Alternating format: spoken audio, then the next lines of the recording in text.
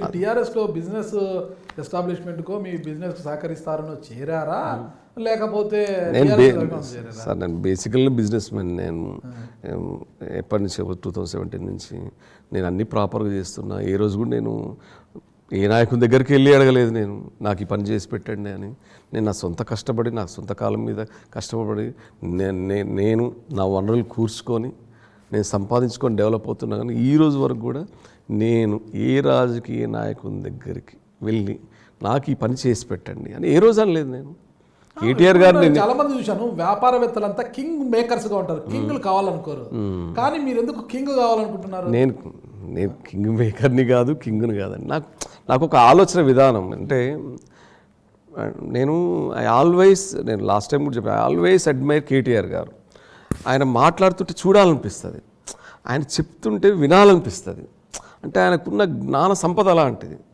అంటే he can change so many people in India, not only in the world. Now TRS is becoming to BRS. He can play game anywhere in India. అంటే ఆయనకున్న అనుభవం కావచ్చు, ఆయన తండ్రి దగ్గర తెచ్చుకున్న అనుభవం కావచ్చు. ఇప్పుడు ఒకేసారి రాజకీయం అనేది, ఈజ్ ఎ సాఫ్ట్వేర్ ఇంజనీర్, ఒకేసారి రాలేదు, అలవాటు చేసుకున్నాడు. తెలంగాణ మాకు కావాలి, ఉద్యోగాలు వదిలేశాడు, వచ్చాడు, నాన్నతో తిరిగాడు, మాకు తెలంగాణ కావాలి. ఎవరుంటారండి ఒక కుటుంబం 14 సంవత్సరాలు ఒక పార్టీ కావాలి, అది అధికారం అంటారా? అధికారం కోసం 14 సంవత్సరాలు పోరాడే వాళ్ళు ఎంతమంది ఉన్నారు చూపించండి. అరణ్యవాసం కాదులేండి, అరణ్యవాసం కాకపోతే ఎందుకు కాదండి? పవర్ కోసం ఎవరండి 14 సంవత్సరాలు ఎవరు కష్టపడతారండి? రోజు గొడవలు, కొట్లాటలు, బలిదానాలు, ఆత్మదానాలు ఎన్ని జరిగాయండి? మీరు 14 సంవత్సరాలు మీరు చూసారా? మేము ఇక్కడ ఉన్నాం కాబట్టి నాకు తెలుసు. నేను 2000 నుంచి హైదరాబాద్లోనే ఉన్నా. నేను నల్గొండ నుంచి హైదరాబాద్కి వచ్చింది 99లో. నాకు తెలుసు కదా, నా కళ్ళతో చూసా. నేను అంటే ప్రత్యక్షంగా మనం పార్టీలో ఇన్వాల్వ్ కాకపోయినా కూడా అంటే అది చూస్తుంటేనే ఒక్కొక్కసారి అసలు అంటే ఒక రాష్ట్రం కోసం ఇంత పనిచేసే వాళ్ళు ఉంటారా? రాష్ట్రం కావాలని. ఈ రాష్ట్రం వల్ల అసలు నష్టపోయే వాళ్ళు ఎంతమంది ఉన్నారు, నష్టపోయిన వాళ్ళు ఎంతమంది ఉన్నారని కూడా నాకు అర్థమయ్యేది కాదు. గొడవలు జరగడాలు, ఈ బస్సులు. ఎండ్ ఆఫ్ ద డే కొన్ని రోజుల తర్వాత నాకు అర్థమైంది, అరే మన రాష్ట్రం, మన తెలంగాణ విడిపోవడం వల్ల ఇక్కడ అందరికి ఉద్యోగాలు వస్తాయి. ఉద్యోగాలు ఎందుకు రాలేదండి? వస్తున్నాయి కదా. ఎందుకు లేవండి? ఎందుకు రావట్లేదు? ఇప్పుడు ఒక కుటుంబ బాధ్యత మామూలుగా మోయాలంటేనే, ఒక 4 పిల్లలు తండ్రికి మోయాలంటే చాలా కష్టం అండి. అలాంటిది ఒక రాష్ట్రాన్ని మోస్తున్నాడు ముఖ్యమంత్రి గారు. అంటే ఆ రాష్ట్రాన్ని మోసేటప్పుడు ఎన్నో ఆలోచనలు తీసుకోవాల్సి వస్తుంది, తీసుకోవాల్సి వస్తుంది, బడ్జెట్లు చూసుకోవాల్సి వస్తుంది, అన్నీ చూసుకోవాల్సి వస్తుంది. ప్రతి మనిషి ఆలోచించాల్సిన విషయం. నోటిఫికేషన్ రావట్లేవు అంటే దానికి ఏదో నిర్ణయం ఉండొచ్చు. నీళ్లు, నిధులు, నియామకాల మీదనే ఏర్పడ్డ తెలంగాణ రాష్ట్రంలో ఈ 3 తప్ప అన్నీ జరుగుతున్నాయి అంటున్నారు. ఏం లేదు, అది చాలా తప్పు అండి అది, నాగరాజు గారు. ఎందుకంటే అది లేనిది ఇన్ని డెవలప్మెంట్స్ ఎలా అవుతాయండి? మీరు కాళేశ్వరం ప్రాజెక్టు కావచ్చు, చెప్తున్నాండి. ఏదైనా ఇప్పుడు ఇంతకుముందు నీళ్ళు లేని వాళ్ళు నీళ్ళు రావట్లేదా? కరెంటు జీరో కరెంట్ లేదా? ఇప్పుడు కరెంటు ఎప్పుడు ఊళ్ళల్లో కరెంటు లేదా అంటే 24 hours కరెంట్ ఇస్తున్నారు కదా. ఏది లేదు చెప్పండి. అంతకుముందు ఉందా చెప్పండి? అవన్నీ ఉభయ ఆంధ్రప్రదేశ్ ఉన్నప్పుడు అప్పుడు ఆలోచన విధానం వేరు, ఇప్పుడు వేరు.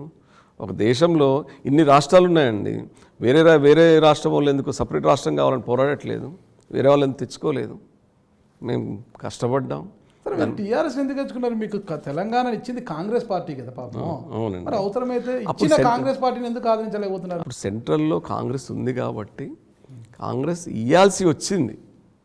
తప్పని పరిస్థితుల్లో ఇయ్యకపోతే ఇంకా ఎన్ని మారణ హోమాలు జరుగుతాయో, ఇంకా ఏం జరుగుతుందో, దేశ పరిస్థితి ఎలా అవుతుందో అనే అగమ్య గోచర పరిస్థితుల్లో సోనియా గాంధీ గారు నిర్ణయం తీసుకున్నారు.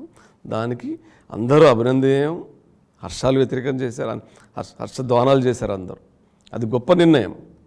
కానీ ఈ రాష్ట్రం మా తెలంగాణ వాళ్ళది, తెలంగాణ ప్రజల కోసమే ఉన్నది. నేను తెలంగాణవాదిగా నేను తెలంగాణలో ఉండాలి, టీఆర్ఎస్లో ఉండాలి. వేరే తెలంగాణ కోసమే ఏర్పడ్డ టీఆర్ఎస్ ఇప్పుడు బీఆర్ఎస్గా ఏర్పడ్డది ఎవరి కోసం? మరి తెలంగాణ వాదని వినిపిస్తే కుదరదు కదా బీఆర్ఎస్. రాజకీయ విధానాలు దేశంలో ఉన్న అన్ని రాష్ట్రాల్లో వినిపించాలని తెలంగాణ రాష్ట్రం సంపాదించుకున్నాం. అలాగే కష్టాల్లో నష్టాల్లో చాలా రాష్ట్రాలు ఉన్నాయి. ఆ కష్ట నష్టాలను వేరే రాష్ట్రాల్లో కూడా నిర్మించాలనే ఉద్దేశంతో కేసీఆర్ గారు బీఆర్ఎస్ భారతీయ రాష్ట్ర పెట్టారండి. తెలంగాణ వాదం ఉన్నప్పుడు ఇది వేరే, ఒక ప్రాంతీయ పార్టీగా ఉంటాడు, తెలంగాణ ప్రజలు ఆదరిస్తారు. ఇప్పుడు బీఆర్ఎస్ అయినప్పుడు ఏపీలో కూడా మీరు పోటీ చేయాలి. ఏపీలో పోటీ చేయాలంటే ఇప్పటికే తెలంగాణకు ఏపీకి మధ్య గోదావరి అంటే పోలవరం విషయంలో కావచ్చు, కృష్ణా జలాల విషయంలో కావచ్చు, తుంగభద్ర జలాల విషయాల్లో కావచ్చు విభేదాలు ఉన్నాయి, గొడవలు జరుగుతూనే ఉన్నాయన్నమాట.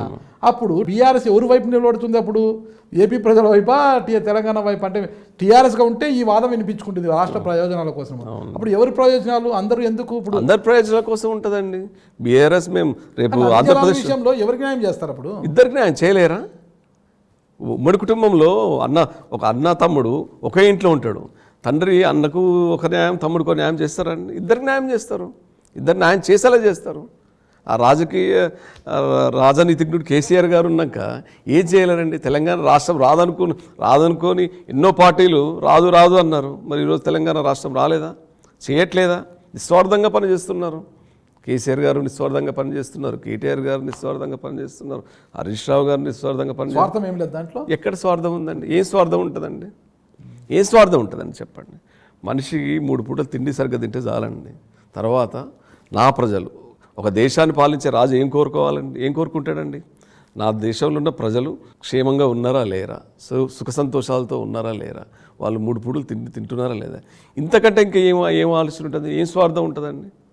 ఒక రాజకీయ నాయకుడికి పాలన అయిపోయింది. కుటుంబ పాలన వేలు కాదు లక్షల కోట్లకు పడగలెత్తిపోయారు. అసలు వాళ్ళ ఎక్కడ ఉన్నాయండి వేల కోట్లు, లక్షల కోట్లు? మీరు చూపిస్తారా? బీజేపీ ఆరోపిస్తున్నాయి. మీరు చూపిస్తారా? చూపించమనండి వాళ్ళని.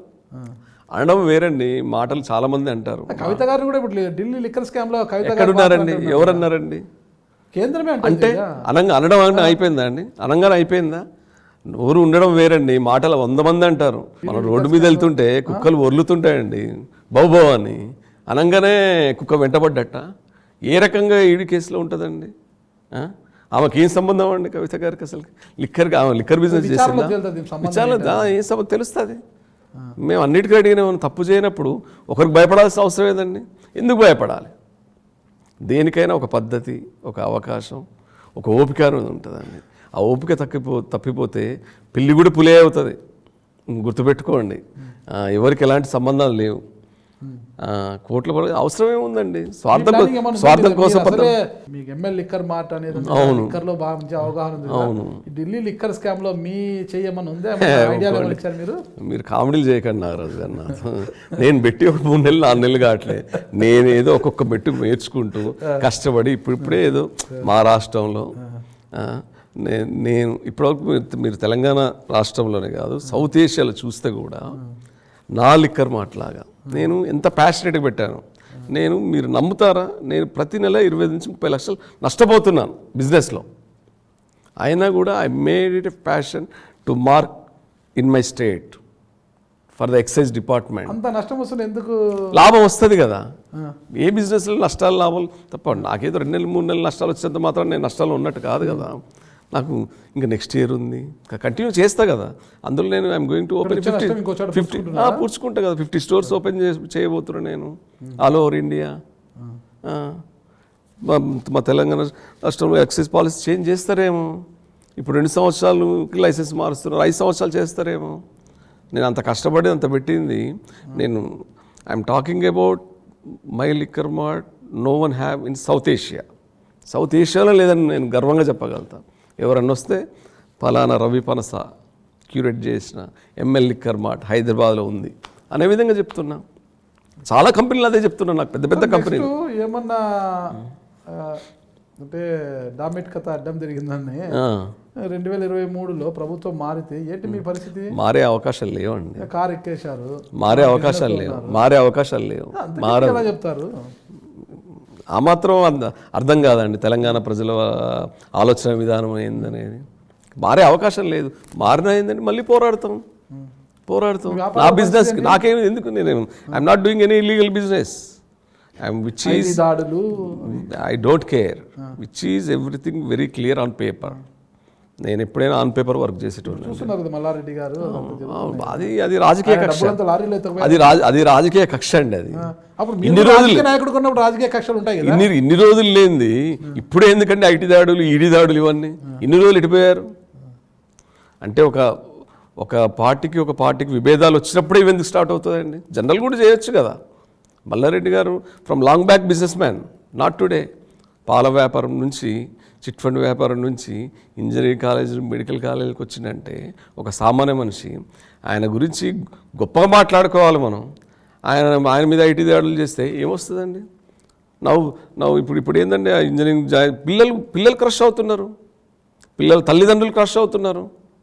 దానివల్ల ఒక 20,000 మంది 30,000 మంది స్టూడెంట్స్ ఉన్న కాలేజ్ వ్యవస్థలు ఉన్నాయి. ఆయనకు ఎవరు ఇబ్బంది పడుతున్నారు? ఐటీ దాడి చేస్తే ఆయన ఒక్కడే ఇబ్బంది. ఆయన మల్లారెడ్డి గారు కాదు ఇబ్బంది పడేది, ఆయన సొసైటీలో యూనివర్సిటీ పిల్లలు మొత్తం ఇబ్బంది పడుతున్నారు. అది దేశానికి మంచిదా మీరు చెప్పండి, చదువుకునే వాళ్ళకి? నాకు అదే అర్థం కాలేదు. అదానీలు, అంబానీలు వీళ్ళందరూ కూడా పార్టీలకు 5 ఏళ్లకు ఒకసారి ఫండ్ ఇచ్చి వాళ్ళు కింగ్ మేకర్లుగా ఉంటారు. రవికుమార్ గౌడ్ పన్సా కూడా అలా. నేను పార్టీలో జాయిన్ అయింది ఓన్లీ కేటీఆర్ గారి కోసం మాత్రమే. కేటీఆర్ అడుగు పెట్టి అధ్యక్ష అనాలని లేదా? లేదండి. అనాల్సి వస్తే ఎన్ని రోజుల నుంచి అనాల్సి వస్తే నేను అర్హుడినైతే, నేను అర్హుడు వీడు అర్హుడు అని గౌరవిస్తే ఖచ్చితంగా వెళ్తా. కానీ నేను అర్హున్నా కాదా అనేది గుర్తించాలి. నేను కలిసిందే మొన్న, అంటే ఇంతకుముందు 2-3 సార్లు కలిశాను. ఒకసారి సింగపూర్లో కలిశాను, మొన్న కలిశాను, గుర్తు కూడా పట్టలేదు. నన్ను అడిగాడు ఏం చేస్తున్నావు, ఏం చేస్తావు, ఏంది నీ బిజినెస్ అడిగాను. నేను ఆయన అలా చూస్తూ ఉండిపోయాను కానీ ఒక్క మాట మాట్లాడలేదు. అలా చూస్తుండిపోయాను. ఎందుకంటే నాకు అంటే there are so many leaders, కానీ ఈ తరం నాయకుల్లో నాకు కేటీఆర్ గారే నచ్చుతారు. ఈ తరం నాయకుడు అంటే నేను కేటీఆర్ గారే పేరు చెప్తా. That is ever and for ever. అంతే. నేను బతికున్న రోజు వరకు నాకు కేటీఆర్ గారే, ఆయన అడుగుజాడల్లోనే నడుస్తా. వేరే ఆలోచన నాకు చెప్తున్నా కదండి. నాకు రాజకీయం అంటే రాజకీయాన్ని పద్ధతిగా చేసేవాడు కావాలి, కానీ రాజకీయాలు అంటే దేనికోసం చేసేవాళ్ళు కావాలండి. కేటీఆర్ గారు పద్ధతిగా చేస్తున్నాడు, ఆయన ప్రజల కోసం చేస్తున్నాడు. కేసీఆర్ గారు అదే చేస్తున్నారు. కేసీఆర్ గారి నుండే కదా కేటీఆర్ గారు చేసేది, కవిత గారైనా ఏదైనా కూడా.